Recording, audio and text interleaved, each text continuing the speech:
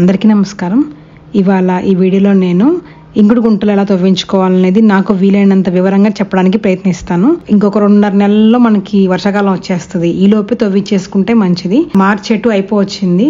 April నెల మంచిదండి. ఇంకా మే అంటే పాపం పనిచేసే వాళ్ళు కూడా అంత ఎండల్లో వచ్చి పని చేయలేరు కాబట్టి ఈ ఏప్రిల్ నెలలోనే, అది కూడా ఫస్ట్ 15 రోజుల్లోపే తవ్వించుకోవడానికి ప్రయత్నించండి. ఇప్పుడు మాకు నీళ్లు బాగానే వస్తున్నాయి కదా, మనం తవ్వించుకోవాల్సిన అవసరం ఉందని కాదండి. నీళ్లు ఉన్నా లేకపోయినా ప్రతి ఒక్కళ్ళు విధిగా తప్పకుండా ఈ సీజన్ లో ఇంకుడు గుంటలు తవ్వించుకోవాలి. మా వ్యవసాయ భూమికి దగ్గరలో ఉండే చాలా మంది బోర్లు ఎండిపోయినాయి. చాలా మందికి నీళ్లు రావట్లేదు, వాళ్ళు ఇబ్బంది పడుతున్నారు. అది రావట్లేదని చెప్పేసి పక్కనే దగ్గరలో మళ్ళీ వాటర్ పాయింట్ చెక్ చేయించుకొని బోర్ వేసినా కూడా నీళ్లు పడలేదండి. భూమిలో నుంచి భూగర్భ జలాలను లాగేసుకుంటాము. కానీ ఎంతమంది భూమిలోకి నీళ్లు పంపించి ఆలోచన చేస్తారండి? ఎప్పుడు తీసుకోవటమేనా, ఇవ్వటం కూడా తెలిసి ఉండాలి కదండి. మనము కష్టపడి సంపాదించిన డబ్బుని విచ్చలవిడిగా ఖర్చు పెట్టడం ఎంత తప్పో, అలాగే ప్రకృతి మాత మనం అడగకుండానే మనకి ఇచ్చిన నీటి సంపదని విచ్చలవిడిగా ఖర్చు పెట్టడం కూడా అంతే తప్పండి, మహాపాపం. సరే, వాడాము అవసరానికి, వాడిన దానికి 100 రెట్లు ఎక్కువగా నీటిని పంపించాలి భూమిలోకి. అది ప్రతి ఒక్కరి నైతిక మరియు సామాజిక బాధ్యత అండి. మనం తవ్విన ఇంకుడు గుంతలు మనకే వస్తాయని కాదు, పక్క వాళ్ళకు కూడా వెళ్ళొచ్చు, ఎవరికైనా వెళ్ళొచ్చు. పక్కన వాళ్ళతో ఇంకుడు గుంతల వల్ల నీరు మనకి రావచ్చు. అందువల్ల ప్రతి ఒక్కరు చేయాల్సిన పని ఇది. దయచేసి ఈ సీజన్ లో ఎవరికి ఏమాత్రం వీలున్నా సరే ఇంకుడు గుంతలు తవ్వించుకోవాలని నేను మిమ్మల్ని అర్థిస్తున్నాను. వేరే విషయాలు ఎన్నో మాట్లాడుకుంటాం కదండి, మీకు తెలిసిన వారికి ఈ విషయాన్ని షేర్ చేయమని మిమ్మల్ని నేను రిక్వెస్ట్ చేస్తున్నాను. మన ముందు తరాల వాళ్ళు, మనము ఎంతో కొంత హ్యాపీగానే ఉన్నామండి. మంచి గాలి పీల్చుకున్నాము, పర్లేదు, మంచి తిండి తిన్నాము, నీళ్లు కూడా అంత ఇబ్బంది పట్టే అంత కొరత లేదు. కానీ ఇప్పటి నుంచైనా మనం మెలుకోపోతే మన ముందు తరాల వాళ్ళు చాలా ఇబ్బంది పడతారు. మన పిల్లలు, మన భవిష్యత్ తరాల వాళ్ళు చాలా ఇబ్బంది పడతారు. మనము అహర్నిశలు కష్టపడి ఎంతో కూడబెట్టి మన పిల్లలకి ఇవ్వాలనుకుంటాము. కానీ మన పిల్లలకి మనం ఇచ్చే నిజమైన ఆస్తి ఏదైనా ఉందంటే అది తినటానికి మంచి ఆహారము, పీల్చుకోవడానికి స్వచ్ఛమైన గాలి, అలాగే కావాల్సినంత నీరు అండి. ఇవి 3 మాత్రమే చాలా చాలా ఇంపార్టెంట్. ఓన్లీ ఆస్తులు మాత్రమే సంపాదించి ఇవ్వాలనుకుంటే మన పిల్లల మీద మనకి ప్రేమ ఎట్టి పరిస్థితుల్లో లేనట్టే అండి. మన పిల్లల మీద మన ప్రేమ చూపించాలి అంటే ఈ విధంగానే చూపించాలి. వాళ్ళకి మనం ఇవ్వగలిగే నిజమైన ఆస్తి ఇదే అండి. దయచేసి ఈ విషయాన్ని అర్థం చేసుకొని నీటిని కాపాడుకునే ఏ అవకాశం ఉన్నా సరే దాన్ని వదిలిపెట్టద్దు. అలాగే నీటిని కూడా చాలా పొదుపుగా వాడటం అలవాటు చేసుకోవాలి. ఈ ఇంకుడు గుంతల గురించి ప్రస్తావన ఇప్పుడున్నంతగా ఒక 20-30 ఏళ్ల ముందు, 50 ఏళ్ల ముందు లేదు కదా. ఇప్పుడు ఎందుకు వచ్చింది అంటే, ఇంతకు ముందు మన జీవన శైలి వేరేగా ఉండేదండి. చాలా మంది ఇప్పుడు పల్లెల నుంచి పట్టణాలకు వలస వచ్చేస్తున్నారు. అక్కడ నివాసాలు ఏర్పరచుకునే ఆ క్రమంలో వాళ్ళ ఇల్లులు అనేవి ఇంటికి మధ్య కొంచెం కూడా గ్యాప్ లేకుండా మొత్తం దగ్గరగా ఇల్లు కట్టుకోవటము, ఆ ఇంటి లోపల భాగంలో కూడా కొంచెం కూడా మట్టి లేకుండా మొత్తం గచ్చు చేయించేసుకోవటము, కనపడిన ప్రతి చోట్ల రోడ్లు వేయటం వల్ల నీటిని పిలుచుకునే అవకాశం లేకుండా పోయిందండి పట్టణాల్లో. అందువల్ల అక్కడ నీటి కొరత ఏర్పడింది. అలాగే ఇప్పుడు పల్లెటూరులో అంటే ఎక్కువ మంది వ్యవసాయ ఆధారిత కుటుంబాలే ఉంటాయి. వ్యవసాయం చేసేటప్పుడు తప్పు వ్యవసాయ పద్ధతులు పాటించడం వల్ల కూడా భూమి నీటిని పీల్చుకోలేకపోతుంది. ఉదాహరణకి ఇప్పుడు ఎక్కువగా రసాయన ఎరువులు వాడటం వల్ల నేల సహజత్వాన్ని కోల్పోయి ఒకలాగా గిడసబారిపోయినట్టుగా అయిపోయి గట్టిగా అయిపోతుందండి. సాయిల్ టెక్స్చర్ అనేది మారిపోయి నేల గట్టిగా అయిపోతుంది. ఎక్కువగా వరి పండించే రైతులు ఏం చేస్తారంటే ఆ వరి కోతల తర్వాత మొత్తం ఆ నేలను మొత్తం తగలబెడతారు. అలా తగలబెట్టడం చాలా తప్పండి. ఎందుకంటే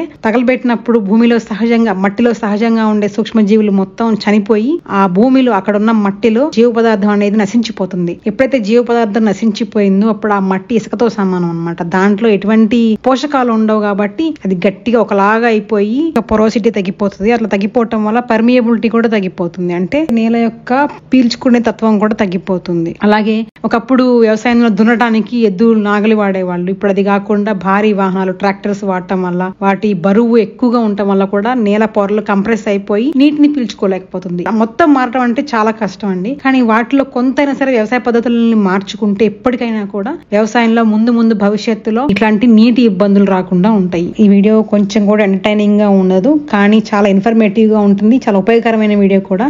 నేను ఎప్పుడు వీడియోని ఎవరు చూడమని ఎప్పుడు అడగనండి, కానీ ఈ వీడియోని మాత్రం దయచేసి సహనంగా చూడండి. అవసరం ఉన్నా లేకపోయినా చూడండి. మీకు తెలిసిన వాళ్ళందరికీ షేర్ చేయమని నేను రిక్వెస్ట్ చేస్తున్నాను.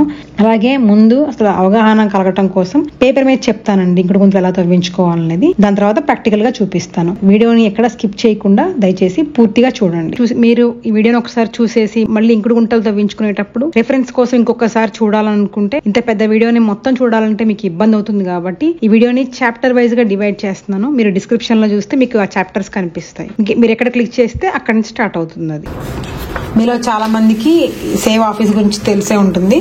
మన విజయరామ్ గారి ఆధ్వర్యంలో సుభాష్ పాలేకర్ గారి న్యాచురల్ ఫార్మింగ్ గురించిన అవగాహన కల్పిస్తూ, అలాగే దేశవాళీ విత్తనాలను అంతరించిపోకుండా వాటిని కాపాడుతూ వీలైనంత మందికి వాటిని అందిస్తూ ఉంటారన్నమాట ఆఫీస్ ద్వారా. అక్కడ సేవ ఆఫీస్ లో ఇంకుడు గుంతలకు సంబంధించిన ఎలా తీసుకోవాలని దానికి ఒక నమూనా ఉంది. ఇంకుడు గుంత ఎలా తవ్వుకోవాలని దానికి సంబంధించి పూర్తి వివరాలు దీంట్లో ఉన్నాయి. ఇప్పుడు నేను మీకు చూపిస్తాను. విజయరామ్ గారి వ్యవసాయ క్షేత్రం అన్నమాట, సౌభాగ్య గోసదను. దాని గురించి ఇక్కడ ఇచ్చారు వివరాలు. తర్వాత ఇక్కడ వాళ్ళ ఆఫీస్, సేవ్ ఆఫీస్ వివరాలు ఇక్కడ ఉన్నాయండి. Society for awareness and vision on environment అనేది ఇచ్చారు ఇక్కడ. దాని అడ్రస్ ఉంచుకోండి. ఫోన్ నెంబర్స్ కూడా ఉన్నాయి. మీకు ఎవరికైనా కావాలంటే వాళ్ళని కాంటాక్ట్ అవ్వచ్చు. అలాగే ఇప్పుడు దీంట్లో ఏముందంటే, మీ ఇంటి ఆవరణలో ఉన్న బోరు బావికి సంవత్సరం అంతా నీరు పుష్కలంగా అందటానికి వాననీటి ఇంకుడు గుంటల ఏకైక మార్గం అని ఫస్ట్ ఇచ్చారనమాట. ఇది ఏంటంటే ముఖ్యంగా మన ఇంటి మీద కురిసే వర్షపు నీటిని ఒడిసిపట్టి దాన్ని ఇంకుడు గుంతలోకి ఎలా పంపించాలనే దానికి సంబంధించిన ఇన్ఫర్మేషన్ అనమాట ఇది. తర్వాత అసలు ఇంకుడు గుంతలు చేయాలనుకున్నప్పుడు అసలు ముందు మనం తీసుకోవాల్సిన వాస్తవాలు ఏంటండి చెప్తే ఇక్కడ ఉందండి. నగరంలో కురిసే వర్షపు నీరు 92% వృధాగా నగరాన్ని విడిచిపోతుంది. ఒక కుటుంబానికి 3 సంవత్సరాల అవసరానికి కావాల్సిన నీటిని ఒక్క వర్షాకాలంలోనే సేకరించవచ్చు అనమాట ఇంకుడు గుంతలతో. అలాగే ఇంకుడు గుంతల వల్ల ఇంటి నిర్మాణానికి ఎటువంటి నష్టం జరగదు. చాలా మందికి ఎటువంటి అపోహ ఉంటుందంటే ఇంకుడు గుంతలు తవ్వితే ఇంటి బేస్మెంట్ పిల్లర్స్ దెబ్బతింటాయని చెప్పి భయపడి అవి తవ్వించుకోరు అనమాట. కానీ అలా ఏం జరగదు. అలాగే ఇంకుడు గుంతతో పాటు రెయిన్ వాటర్ సంప్ నిర్మించుకుంటే మున్సిపల్ నీటి బిల్లును తగ్గించుకోవచ్చు. శుద్ధమైన మంచి నీటిని ఉచితంగా పొందవచ్చు అనేది మనకు వాస్తవాలు తెలియజేశారు అనమాట. ఇక్కడ ఇంకుడు గుంట తవ్వే విధానం ఇచ్చారు చూడండి. ఇక్కడ 250 గజాల నుంచి 500 గజాల స్థలంలో ఉన్న ఇంటి ఆవరణలో 4 అడుగుల వెడల్పు, 6 అడుగుల పొడవు, 8 అడుగుల లోతు ఉండేట్లుగా గుంట తీయాలి. గుంట లోపల 4 వైపులా అడుగు భాగంలో ఎక్కడ ఇటుక కట్టుడు, సిమెంట్ ప్లాస్టింగ్ చేయకూడదు. మట్టి గుంటలో సగ భాగం అంటే 4 అడుగుల మేర 60 mm లేదా 40 mm గ్రానైట్ అంటే అరచేయి సైజులో ఉండే రాళ్లు వేయాలి. వాటిపైన 2 అడుగుల మేర 20 mm కంకర చిప్స్ వేయాలి. దానిపైన 3 అంగుళాలు మాత్రమే బఠానీ అంటే ఇసుక జల్లెడ పడితే వచ్చే గులకరాళ్ళు లేదా లావు ఇసుక వేయాలి. ఇలా చేయగా మిగిలిన 1 అడుగు 9 అంగుళాల గుంట లోపల ఖాళీ భాగమున మాత్రమే ఇటుకతో కట్టి సిమెంట్ ప్లాస్టింగ్ చేసుకోవాలి. ఆ తర్వాత ఆ 1 అడుగు 9 అంగుళాల ప్రదేశాన్ని ఖాళీగానే ఉంచుకోవాలి. ఇదండి. అంటే ఇక్కడ చూడండి, ఇప్పుడు ఇదన్నమాట. ఇది ఇల్లు రెయిన్ గట్టర్ నుంచి ఇట్లా పైప్ తీసుకున్నారు. ఈ పైప్ ని ఇట్లా ఇంకుడు గుంత కనెక్ట్ చేసుకున్నారు. ఇప్పుడు ఇదే ఇంకుడు గుంత పెద్దగా ఇలా ఉంటుంది అన్నమాట. 6 అడుగుల పొడవు, 4 అడుగుల వెడల్పు, 8 అడుగుల లోతు ఉండేలాగా ఇంకుడు గుంతలు తవ్వుకోవాలి. ఇంకా లీస్ట్ అంటే ప్లేస్ లేదు, తక్కువ కొంచెం ఏముందనుకుంటే 4 అడుగుల పొడవు, 4 అడుగుల వెడల్పు, 8 అడుగుల లోతు ఉండేలా కూడా తవ్వుకోవచ్చు. కానీ లోతు మాత్రం ఖచ్చితంగా ఒక 8 అడుగులన్నా ఉండాలండి. అంతకన్నా తక్కువ ఉంటే అంత ఉపయోగం ఉండదు మనకి. దాంట్లో తీసుకున్న 8 అడుగుల గుంటలో సగభాగం అంటే 4 అడుగులు 40 లేదా 60 mm గ్రానైట్ లేదా కంకర వేసుకోవాలి. అది కూడా డైరెక్ట్ గా ట్రక్ లోంచి దీంట్లోకి వేయించేసుకోకుండా అది పక్కన వేయించుకొని దాంట్లోంచి రాళ్ళన్నిటిని మళ్ళీ ఏరి, అన్ని సమానంగా ఉండవు కదండి. మనం ఇక్కడ చూడగానే కంటికి కనిపించేలాగా పెద్దగా అనిపించిన వాటిని ఫస్ట్ లేయర్ లో వేసుకొని నీళ్ళని పైన వేసుకుంటూ రావాలి. ఎందుకంటే మనకు ఆ కంకరతో పాటు డస్ట్ వస్తుంది అనమాట. ఆ డస్ట్ కూడా దీంట్లో పడిపోయింది అనుకోండి, అదంతా కిందకి వెళ్ళి అక్యుములేట్ అయిపోతే మనకి నీటిని పీల్చుకునే తత్వం తగ్గిపోద్ది అనమాట. సిల్ట్ లాగా ఏర్పడుతుంది అది. అందుకని అలా వేయకూడదు. చేతితో ఏరి తట్లోకి ఎత్తుకొని మళ్ళీ అవి దీంట్లో వేసుకోవాలి. ఇలా 40 mm లేదా 60 mm వేసిన తర్వాత నెక్స్ట్ 2 అడుగుల్లోనేమో 20 mm గ్రానైట్ లేదా కంకర వేసుకోవాలి. తర్వాత 3 అంగుళాలేమో బఠానీ లేదా ఇసుక వేసుకోవాలి. దానిపైన మనకు 1 అడుగు 9 అంగుళాల చోటు మిగులుతుంది. ఆ చోటులో మనము చూడండి, ఇప్పుడు మీకు కొంచెం వివరంగా చెప్పడానికి ప్రయత్నిస్తాను. ఈ బొమ్మ అసలు బాగాలేదు, అయినా సరే పట్టించుకోకండి. ఇది ఇప్పుడు ఇంకోటి గుంత ఎలా ఉందనుకోండి పక్క నుంచి చూడటానికి, ఇది మొత్తం భూమి నేల అనమాట. దాంట్లో మనం 8 అడుగులు లోతు ఉండేలాగా ఇంకోటి గుంత తవ్వుకున్నాము. దాంట్లో ముందు మనం ఒక 4 అడుగులు 60 mm లేదా 40 mm కంకరతో నింపుకున్నాము. తర్వాత ఒక 2 అడుగులేమో 20 mm కంకరతో నింపాము. తర్వాత 3 అంగుళాలు బఠానీ లేదా ఇసుకతో నింపిన తర్వాత మనకి ఇక్కడ ఈ భూమి లెవెల్ నుంచి లోపలికి 1 అడుగు 9 అంగుళాల ప్లేస్ మిగులుతుంది అనమాట ఎత్తు. దీంట్లో ఏం చేయాలంటే మనము ఇలా వదిలేసామనుకోండి, వర్షం పడినప్పుడల్లా ఇక్కడ ఈ నేల ఉంటుంది కదా, ఇది కోతకు గురైపోయి దీంట్లోంచి మొత్తం సిల్ట్ లాగా వచ్చేసి ఇక్కడ సిల్ట్ అంతా ఇక్కడ ఏర్పడి ఇది తయారు చేసిన మొత్తం నిరుపయోగంగా అయిపోతుంది. అలా అవ్వకుండా ఉండాలంటే ఏం చేయాలంటే ఇక్కడ లోపల ఒక గోడ కట్టుకోవాలి. ఆ గోడ ఎలా ఉండాలంటే సుమారు 9 అంగుళాల మందంతో, ఈ 1 అడుగు 9 అంగుళాలు మిగిలింది కదా ఈ ప్లేసు, ఇది దాటి నేల పైకి 1 అడుగు గాని అడుగు గాని పైకి వచ్చేంత చుట్టూరా గోడ కట్టుకోవాలన్నమాట. ఇటువైపు మొత్తం 4 వైపులకి గోడ వచ్చేలాగా మందంగా 9 అంగుళాల మందంతో కట్టుకోవాలన్నమాట ఇలా పైకి లోపల. కానీ ఇక్కడ మాత్రమే ఎప్పుడు ఇటువైపు ఇక్కడ ఈ అడుగు భాగంలో మాత్రం ఎటువంటి ఇటుకలతో కట్టడం గానీ ప్లాస్టరింగ్ గానీ చేయకూడదు అనమాట. అయితే ఈ గోడ కట్టే టైంలో మనకి ఈ సిమెంట్ కలిపిన మిక్చర్ ఉంటుంది కదా, అదంతా దీని మీద పడింది అనుకోండి, మళ్ళీ ఇది అసలు టోటలీ యూస్లెస్ గా మారిపోద్ది అనమాట.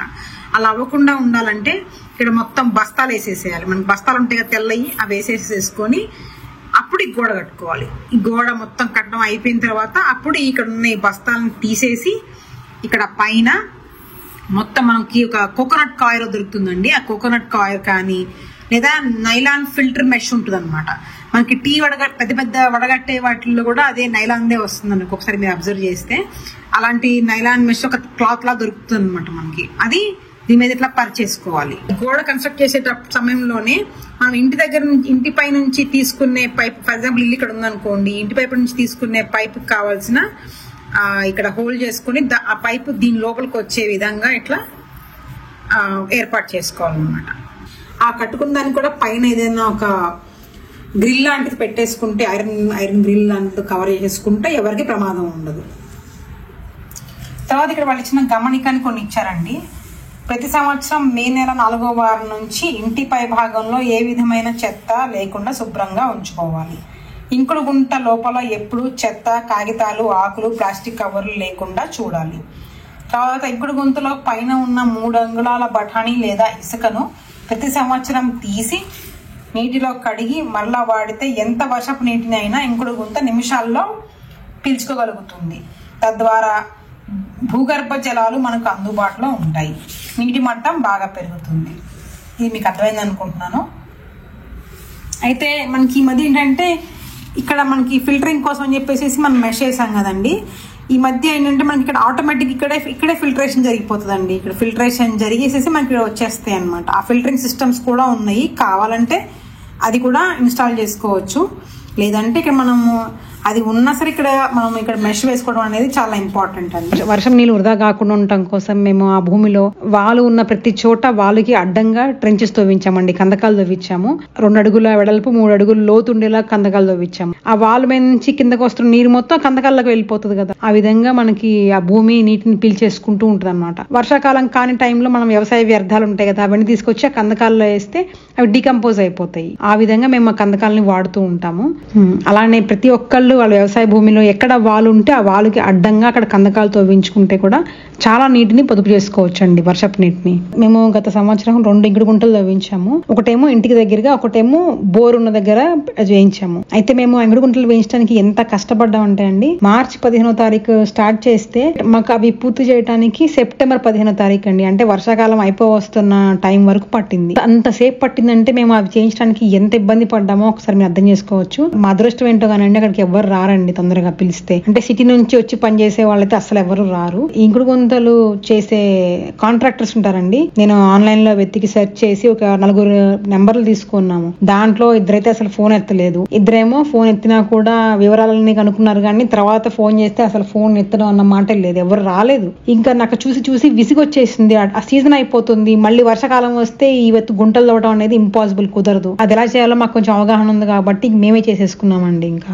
ప్రభుత్వ గ్రామీణ ఉపాధి హామీ పథకం కింద కూడా మనము అక్కడ ఉన్న ప్రభుత్వ అధికారులకి వాళ్ళకి తెలియజేస్తే వాళ్ళు ఆ పథకం కింద కూడా కొంతమంది మనుషులు పంపించి తవ్విస్తారు. అలాంటి అవకాశం లేనప్పుడు, అసలు మనకి తవ్వే వాళ్ళు దొరికినప్పుడు మాత్రం ఎక్స్కవేటర్ తో తవ్వించుకోవటమే మంచిదండి, త్వరగా అయిపోతుంది పని. పైగా ఇంత సీజన్ లో వేడిగా ఉన్నప్పుడు పాపం మనుషులతో చేయాలంటే చాలా కష్టం అండి, ఇబ్బంది పడతారు. వ్యవసాయ భూమిలో ఎక్కడైతే అత్యంత లోతు ఉంటుందో ఆ ప్లేస్ ఒకటి చూస్ చేసుకున్నానండి. ఎందుకంటే ఎప్పుడు వర్షం నీళ్ళు వచ్చినా సరే అక్కడికి వచ్చి అక్యుములేట్ అవుతుంది అనమాట వాటర్ మొత్తం. అక్కడ ఒక కందకం ఉంది ఆల్రెడీ, అక్కడ ఒకటి పాయింట్ తీసుకున్నాను. పైగా ఇంటికి ఇప్పుడు మేము రెయిన్ గటర్స్ పెట్టిస్తామండి. ఆ రెయిన్ గటర్స్ ని కూడా దానికి కనెక్ట్ చేసేస్తాం అనమాట. మొత్తం 6x6 స్క్వేర్ లాగా వస్తుంది, లోతేమో 8 feet వస్తుంది. అదొక పాయింట్ తీసుకున్నాను. తర్వాత బోర్ నుంచి ఒక 20 feet దూరంలో ఇంకొక పాయింట్ తీసుకున్నాను అనమాట. ఆ బోర్ దగ్గర ఉందేమో 10 అడుగుల పొడవు, 6 అడుగుల వెడల్పు, ఇంకా 8 అడుగులు లోతు ఉండేలాగా తవ్వించామన్నమాట. ఇక్కడ ఇంటి వెనకది తవ్వడం అయిపోయిందండి. తర్వాత నెక్స్ట్ చెప్పాను కదండి, బోర్కి ఒక 20 feet దూరంలో ఇంకొకటి వేపిస్తున్నామని. కానీ అటు నుంచి ఎట్టి పరిస్థితుల్లో ఈ ఎక్స్కవేటర్ వెళ్ళటం అనేది వీలు పడదండి. అక్కడ అసలు దారి లేదు, ప్లేస్ లేదు. పందిరి ఉన్న దగ్గరేమో అసలు వెళ్ళటం కుదరదు. అందుకే ఏం చేసామంటే ఫెన్స్ కొంచెం కట్ చేసాము. ఎక్కడైతే అది తవ్వాల్సి ఉందో అక్కడ ఫెన్స్ కొంచెం కట్ చేసామన్నమాట. అక్కడ ఒక మొక్క అడ్డం వచ్చింది, ఆ మొక్కని తీపిచ్చేసామండి. ఇంకా తప్పలేదు, ఆప్షన్ లేదు. అది తీసి పక్కన పెట్టాము జాగ్రత్తగా, మళ్ళీ నాటడానికి వీలుగా. ఇంకా అక్కడ నుంచి అది వచ్చిందనమాట. 10 అడుగుల పొడవు, 6 అడుగుల వెడల్పు, ఇంకా 8 అడుగులు లోతు ఉండేలాగా తవ్వించామన్నమాట. ఎక్స్కవేటర్ తో మొత్తం తవ్వేసిన తర్వాత కింద అడుగున కొద్దిగా మట్టి వదులుగా లూజ్ మట్టి ఉంటుంది, దాన్ని కూడా తీసేసి గట్టిగా ఉన్న నేల తగిలే వరకు మనము ఆ పారతో మొత్తం మట్టిని తీసేయాలి. పొరపాటును కూడా ఆ లూజ్ మట్టి అనేది ఉండకూడదు కింద.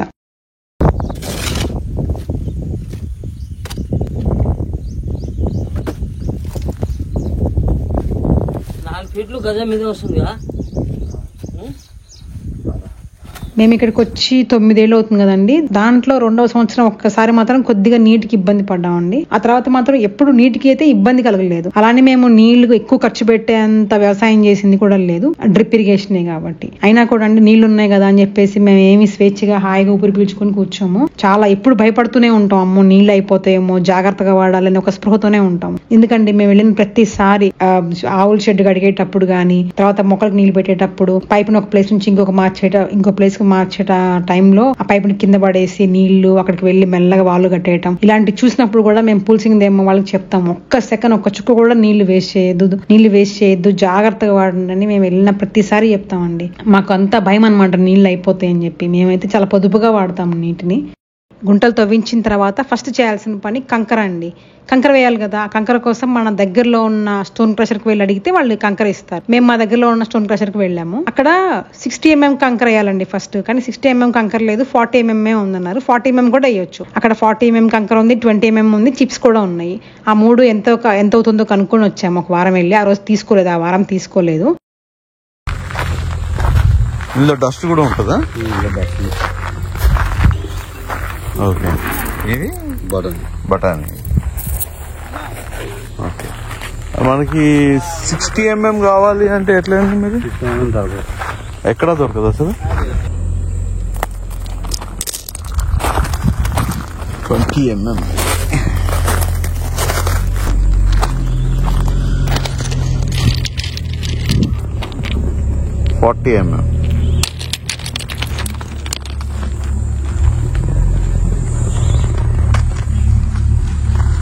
ఆ తర్వాత మరుసటి వారం వెళ్ళినప్పుడు ఫస్ట్ ఒక టిప్పర్ లోడ్ 40 mm కంకర వేయించాము. ఆ కంకర వేయించిన రోజే మేము వర్కర్స్ని ముందుగానే రమ్మని చెప్పామన్నమాట, వాటిలో నింపడం కోసం అని చెప్పి. కానీ కాసేపటికే వర్షం పడిందండి. దానివల్ల ఆ వారం పని ఆగిపోయింది. అది నెక్స్ట్ వీక్కి పోస్ట్ పోన్ అయింది. ఎందుకంటే మేము వారంలో ఉండేది అక్కడ 2 రోజులే అండి, శనివారం ఆదివారం. పని సరిగ్గా జరగాలంటే మనం ఉన్నప్పుడే చేయించుకోవాలి. నెక్స్ట్ వారం వెళ్ళినప్పుడు వాతావరణం బాగానే ఉంది. 20 mm కంకర ఒక ట్రాక్టర్ లోడ్ వేయించుకున్నాము. ఆ రోజు వర్కర్స్ని కూడా రమ్మని చెప్పాము. ఎందుకంటే వాళ్ళు ఫస్ట్ అంతకుముందు వారం వేసిన 40 mm కంకర గుంటలో నింపాలి కదా. వాళ్ళు వచ్చారు, ఆ రోజు ఆ పని సగం చేసి వెళ్ళారు. ఆ రోజు నైట్ మళ్ళీ వర్షం. ఆ తర్వాత మళ్ళీ నెక్స్ట్ వారం వెళ్ళినప్పుడు చిప్స్ వేయించామండి.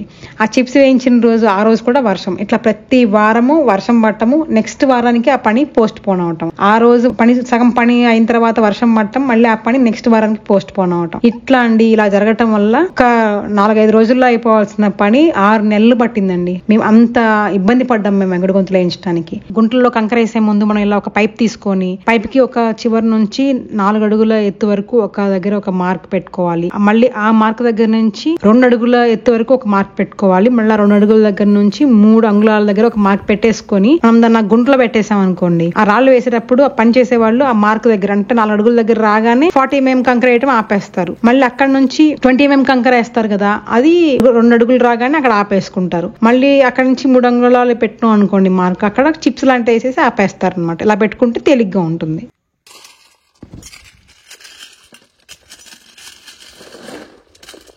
గుంటల్లో ఫస్ట్ లూజ్ మట్టి లేకుండా పూర్తిగా తీసేసిన తర్వాత గట్టిగా నేల తగులుతున్న వరకు వచ్చే వరకు జాగ్రత్తగా క్లీన్ చేసుకొని అప్పుడు దాంట్లో రాళ్ళేయటం స్టార్ట్ చేయాలి. ఫస్ట్ 60 mm లేదా 40 mm కంకరతో స్టార్ట్ చేయాలండి. అది 4 అడుగులు ఎత్తు వచ్చే వరకు ఇలా వేయించుకోవాలి. అయితే ఈ కంకరతో పాటు మనకి చాలా డస్ట్ వస్తుంది. మనము వీలైనంత ఆ డస్ట్ రాళ్లతో పాటు ఆ గుంటల్లో పడకుండా చూసుకోవాలి. జాగ్రత్తగా రాళ్ళని ఏరాలంటే చాలా టైం పడుతుందండి. 60 mm రాళ్ళు అయితే పెద్దగా ఉంటాయి కాబట్టి ఏరొచ్చు, కానీ చిన్న 40 mm కదండి, అలా ఏరాలంటే సంవత్సరాలు పడుతుంది. కాబట్టి సాధ్యమైనంత డస్ట్ లేకుండా పారతో ఇట్లా తట్టలోకి తీసుకొని ఆ తట్టలోంచి మనము దాంట్లోకి వేసుకుంటూ ఉండాలి. ఏం లేదండి, డస్ట్ కనుక ఎక్కువ వెళ్ళింది అనుకోండి, అది సిల్ట్ లాగా పేరుకుపోయి కింద అడుగున నీళ్లు ఎక్కువ పీల్చుకోలేకపోతుంది అనమాట. మనం అవి తవ్వించుకుని కూడా అనవసరంగా వేస్ట్ అయిపోతుంది. 4 అడుగులు ఎత్తు వచ్చే వరకు 40 mm కంకర నింపడానికి ఉదయం 9:30 నుంచి మధ్యాహ్నం 2-2:30 అంత టైం పట్టిందండి. 2 గంటలు పట్టింది.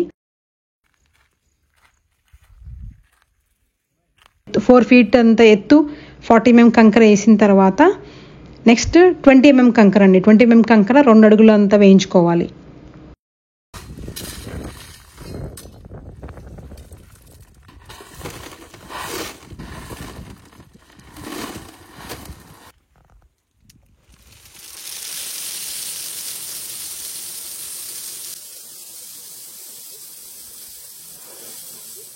అక్కడ చూడండి, కంకర మన కంకర ట్రక్ అన్లోడ్ చేసినప్పుడు పైన డస్ట్ ఉండదు, ఆ డస్ట్ కూడా కిందకి వెళ్ళిపోయి ఉంటుంది. వాళ్ళు అక్కడ నుంచి తీసుకొచ్చి ఇక్కడ పోస్తున్న కొద్దికి ఆ కింద అడుగున్న కంకర బయటకు వస్తుంది కదా, దాంతో పాటే వాళ్ళు ఏం చేశారు, డస్ట్ తో పాటు లోపల వేసారు. చూడండి, అలా మాత్రం డస్ట్ ఉండకూడదు ఆ కంకరలో. మేము అక్కడ చూసి మన దగ్గర ఉంటే చెప్పొచ్చు అనమాట. అది చూసి అది ఆ ప్లేస్ మొత్తం మళ్ళీ అక్కడ తీపించేసి ఆ మట్టి ఆ డస్ట్ లేకుండా మళ్ళీ అక్కడ వేయించాం మేము.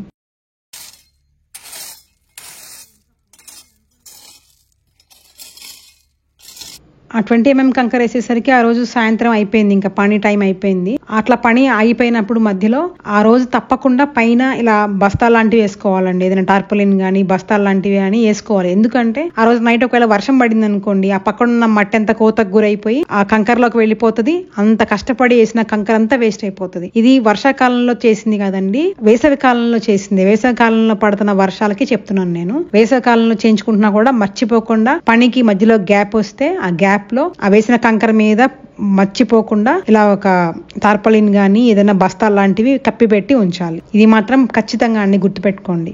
ఆ రోజు మాకు మబ్బులు చూసినప్పుడే డౌట్ వచ్చిందండి, సాయంత్రం ఖచ్చితంగా వర్షం పడుతుందని. అందుకే ముందు జాగ్రత్తగా వేసాం కాబట్టి సరిపోయింది. చూడండి, నైట్ 7:30 టైంకి ఆ రోజు కూడా వర్షం పడింది. మళ్ళీ మేము నైట్ నిద్రపోయిన తర్వాత కూడా పర్లేదు, బాగానే పడింది వర్షం. అంతకు ముందు రోజు పని వాళ్ళు 20 mm కంకర మొత్తం వేసేసరికి ఇంకొంచెం టైం మిగిలింది. అప్పుడు వాళ్ళు ఇంకొక గుంటలో 40 mm కంకర వేయడం కూడా స్టార్ట్ చేశారు. అది ఎంత ఒక 10 తట్లు వేసేసి టైం అయిపోయిందని ఇంక వెళ్ళిపోయారు. దాని మీద మాత్రం ఏం కప్పలేదు. కప్పకపోయేసరికి చూడండి ఎలా మొత్తం మట్టి కొంచెం కోత గురై దాంట్లో పడింది. అలా ఉంది కదా అని చెప్పేసి ఏం కాదని వదిలేయకుండా మేము ఆ మట్టిని తీయించేసేసి జాగ్రత్తగా మట్టితో ఉన్న కంకరని తీయించేసేసి కింద లూజ్ మట్టి కూడా కొంచెం ఉంటే మళ్ళీ తీసేసి అప్పుడు మళ్ళీ కంకర వేయడం స్టార్ట్ చేసాము. ఇదంతా వర్షాకాలంలో కాదండి, ఇదంతా ఏప్రిల్ మే సీజన్ లో జరిగింది ఇదంతా. తర్వాత ఇంటి దగ్గరగా ఉన్న 2వ గుంటలో 4 అడుగుల ఎత్తు 40 mm కంకర, ఆ తర్వాత ఇంకొక 2 అడుగుల ఎత్తు 20 mm కంకర వేయడం కూడా అయిపోయింది. ఆ వారం మళ్ళీ మేము ఇంటికి వెళ్ళిపోవాలి కదండి, అక్కడతో పని ఆపేసేసి మళ్ళీ నెక్స్ట్ వారం వచ్చినప్పుడు మళ్ళీ మిగిలినది పని చేయించాము.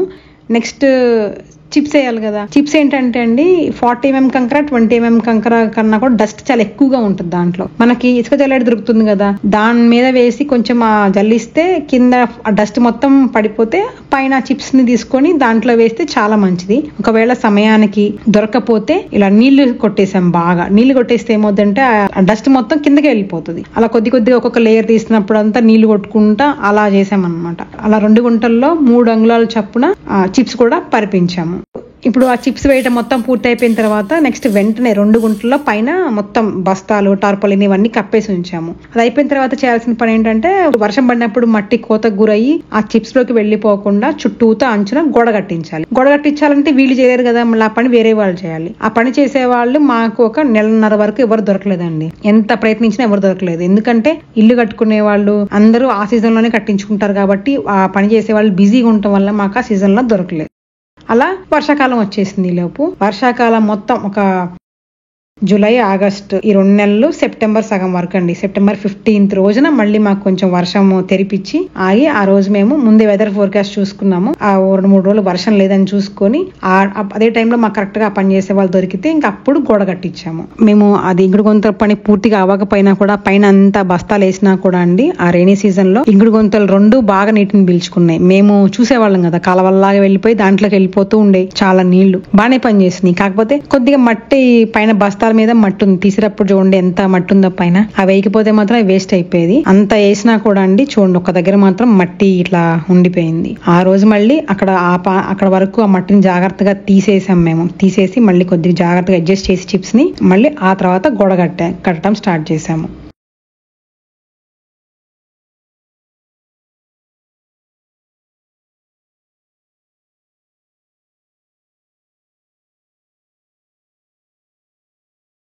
చుట్టూతో గోడ కట్టేటప్పుడు ఇంకా జాగ్రత్త కట్టించాలి. ఎందుకంటే సరిగ్గా కట్టకపోతే ఇప్పుడు దాకా లోపల పని చేసినంత వేస్ట్ అయిపోతుంది. గోడ కట్టేటప్పుడు తప్పకుండా ఆ పైన మొత్తం ఖచ్చితంగా బస్తాలు గానీ టార్పాలిన్ షీట్ లాంటిది గానీ వేసి మధ్యలో ఆ చిప్స్ మీద ఆ చుట్టూతో మాత్రమే గోడ కట్టాలి. ఒకవేళ ఆ టార్పాలిన్ గానీ బస్తాలు గానీ వేయకపోతే ఏమవుతుందంటే ఆ కాంక్రీట్ అది కలిపిన సిమెంట్ అదంతా ఉంటది కదండి, అదంతా చిప్స్ లో పడిపోయి సిల్ట్ లాగా మొత్తం అడ్డపడి మొత్తం చిప్స్ లో పడిపోయి అడ్డంగా ఉండి వర్షం నీళ్లు పడినప్పుడు అది పీల్చుకోలేకపోతుంది. మనం అంత కష్టపడి చేసినంత వృధా అయిపోతుంది అనమాట. అందుకని గోడ కట్టేటప్పుడు మర్చిపోకుండా మధ్యలో బస్తాలు గానీ టార్పాలిన్ గానీ ఏదైనా వేసి కట్టుకొని అది అయిపోయిన తర్వాత మొత్తం పనంతా అయిపోయిన తర్వాత అప్పుడు ఆ బస్తాలను తీసేసి ఆ తర్వాత బస్తాలు తీసేసేయాలి. మనం ఆ గోడ కట్టేటప్పుడే ముందుగానే ఇట్లా పీవీసీ పైప్ తీసుకొచ్చి ఎక్కడి నుంచి అయితే మనం రెయిన్ గటర్స్ కనెక్ట్ చేయబోతున్నామో అటువైపు నుంచి అటువైపుగా వాలుగా పెట్టేసుకొని ఉంచుకుంటే తర్వాత కనెక్ట్ చేసుకోవచ్చు. ఈ వీడియో చేయడానికి మాత్రం బాగా కష్టపడ్డానండి. ఎందుకంటే ఇదన్నీ పాత సంవత్సరం కిందటి వీడియోస్ కదా, ఇవన్నీ ఎక్కడెక్కడ ఉన్నాయో అన్ని మళ్ళీ వెతుక్కొని అన్నిటి ఒక దగ్గర చేర్చి వాటిని ఇలా చేయడానికి చాలా ఇబ్బంది పడ్డాను. నేను ఇబ్బంది పడ్డానని చెప్పట్లేదు, కనీసం నేను పెట్టిన ఈ టైం కి మీరు వెలువిచ్చి దయచేసి దాన్ని పాటించితే నాకు అంతే చాలండి. అందుకే చెప్పాను అంతే. ఈ 2 ఇంకుడు గుంతలు తవ్వించడానికి మాకు సుమారుగా అటు ఇటుగా ఒక 60,000 రూపాయలు ఖర్చు అయిందండి. గోళ్ళ మొత్తం పూర్తి అయిపోయాక ఇదిగోండి ఇది చూసారా, ఇది నైలాన్ మెష్ ఫిల్టర్ అనమాట. ఈ టీ కొట్టుల్లో కూడా ఇవే వాడుతుంటారండి టీ వడగట్టడానికి. అలాంటిది క్లాత్ దొరుకుతుంది అనమాట. నైలాన్ మెష్ ఫిల్టర్ అని సెర్చ్ చేస్తే దొరుకుతుంది. అది మనకి ఎంత కావాలో అంత తీసుకోవాలి మనం ఆ మెజర్మెంట్ ప్రకారం. దీన్ని దాని మీద పరిచేసేసి ఇది గాలికి లెగవకుండా రాళ్ళు లాంటివి పెట్టేసేయాలి. మనకి వర్షాకాలంలో కూడా వర్షం పడేటప్పుడు బురద లాంటిది ఒక్కొక్కసారి వచ్చి ఏదైనా చెత్త లాంటిది దాని మీద పడవచ్చు మనం. అందుకే వారానికి ఒక్కసారి ఆ ఫిల్టర్ తీసేసి శుభ్రంగా నీళ్ళల్లో ముంచి జాడించినట్టుగా క్లీన్ చేసేసుకొని మళ్ళీ దాని మీద పేర్ చేసేసుకొని రాళ్ళు పెట్టేస్తే నీళ్లు చక్కగా భూమిలోకి బాగా ఇంకుతాయి అనమాట. మళ్ళీ ఇది కూడా ఖచ్చితంగా పెట్టాలి. ఇది పెట్టకపోతే ఏమవుద్దంటే పైనుంచి పడిన చెత్త మొత్తం ఈ చిప్స్ లోంచి లోపలికి వెళ్ళిపోయి నీళ్లు పీల్చుకోలేకపోతుంది. అందుకే ఈ మెష్ ఫిల్టర్ ఖచ్చితంగా వేయాలి. మనకి కొన్ని చోట్ల ఎండిపోయిన బోర్ బావులు ఉంటాయి కదండి, మనము ఇంకుడు గుంతలు తవ్వించుకోవటం ద్వారా వాటిలో కూడా సమర్థవంతంగా మళ్ళీ నీటిని రీఛార్జ్ చేసుకోవచ్చు. ఎలా చూడండి, ఇక్కడ ఎండిన బోరు బావుల్లోకి మళ్ళీ నీళ్లు వస్తాయి. ఎండిన బోరు బావులు రాతి ప్రాంతంలో వర్షపు నీరు సేకరించే విధానము. ఇందాక ఒకటి చూపించాను కదండి, అదేమో ఈ నివాస స్థలాలకు దగ్గరగా ఎంచుకోవాల్సిన ఇంకుడు గుంతలు. ఇదేమో వ్యవసాయ భూముల్లో ఒకవేళ ఎండిపోయిన బోరు ఉంటే గనక దానికి ఎలా వేయించుకోవాలనే దానికి ఇక్కడ ఒక బొమ్మ ఉంది చూడండి. ఇప్పుడు దీన్ని జస్ట్ ఒకసారి స్క్రీన్ షాట్ తీసుకోండి. నేను దగ్గరగా పెడతాను మీకు రిఫరెన్స్ కోసం. ఒకసారి స్క్రీన్ షాట్ తీసుకోండి. మళ్ళీ ఇక్కడ పెడతాను, ఇది కూడా స్క్రీన్ షాట్ తీసుకోండి. తర్వాత ఇది కూడా ఒక స్క్రీన్ షాట్ తీసుకోండి. ఇక్కడ చదువుతాను చూడండి. గొట్టపు బావిని కేంద్రంగా తీసుకుని 4 అడుగుల వెడల్పు, 6 అడుగుల పొడవు, 6 అడుగుల లోతు గుంట తీయాలి. చూడండి ఇక్కడ చూడండి ఒకసారి, ఇలా 6 అడుగుల లోతు ఉండాలి, 6 అడుగుల పొడవు ఉండాలి, అలాగే వెడల్పు వచ్చేసి 4 అడుగుల వెడల్పు ఉండాలి. ఇది తీసినప్పుడు ఈ గుంటని ఇందాక మనం విడిగా తీసుకున్నాము, కానీ ఈసారి ఎక్కడైతే బోరు గొట్టం ఉంటుందో ఆ గొట్టపు బావికి కేంద్రంగా చేసుకున్న సెంటర్లో ఉంచి దాని చుట్టూతోనే ఈ దీర్ఘచతురస్రాకారంలో ఉన్న గుంట తవ్వుకోవాలి. సేమ్ ఇంతకు ముందులానే గుంట లోపల 4 వైపులా కింద భాగంలో ఎక్కడ ఇటుక కట్టుడు సిమెంట్ ప్లాస్టింగ్ చేయకూడదు. అంటే గుంట కింద నుండి పీవీసీ పైప్ కి పైకి చుట్టుపక్కలకు ప్రతి 3 అంగుళాలకు ఒక రంధ్రాన్ని అలా 3 అడుగుల వరకు చేయవలను. మొత్తం ఇప్పుడు గుంట తవ్వేసిన తర్వాత 6 అడుగుల లోతు తవ్వుతాం కదండి.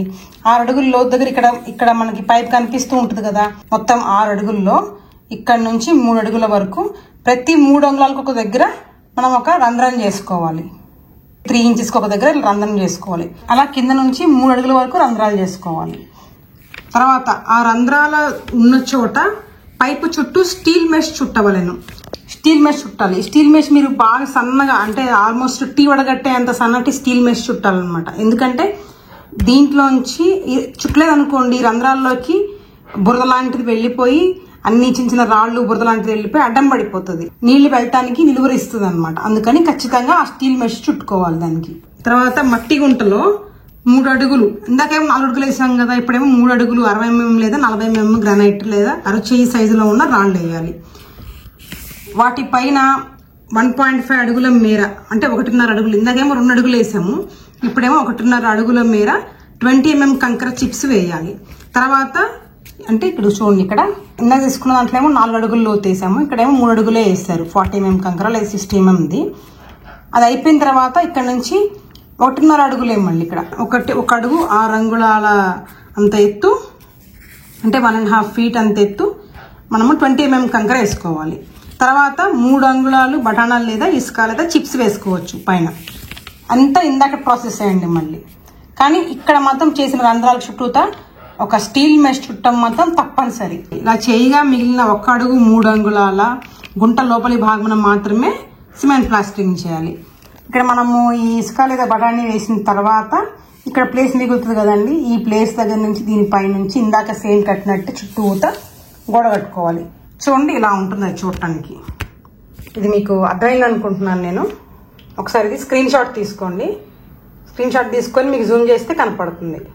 చూసారు కదండి ఈ వీడియో. ఇంకుడు గుంతలతో ఎలా తవ్వించుకోవాలనేది మీకు కొద్దిగా అవగాహన వచ్చిందని అనుకుంటున్నాను. పోతే ఏదైనా డౌట్స్ ఉంటే కింద కామెంట్స్ లో రాయండి, నాకు తెలిస్తే చెప్తాను. లేకపోతే మన వీడియో చూసే వాళ్ళకి చాలా మందికి చాలా విషయాల మీద మంచి అవగాహన ఉందండి. నేను ఒకవేళ అన్నిటికీ సమాధానం చెప్పలేకపోయినా వేరైనా వాళ్ళైనా సమాధానం చెప్తారండి. ఒకరికొకళ్ళు సహాయపడండి దయచేసి ఈ విషయంలో. ఈ వీడియో మీకు ఖచ్చితంగా ఉపయోగపడుతుంది అనుకుంటున్నాను. మీరు ఈ వీడియోని మీకు వీలైనంత మందికి షేర్ చేయండి. సరే అండి, నా తర్వాత వీడియోలో మళ్ళీ కలుద్దాము. బాయ్.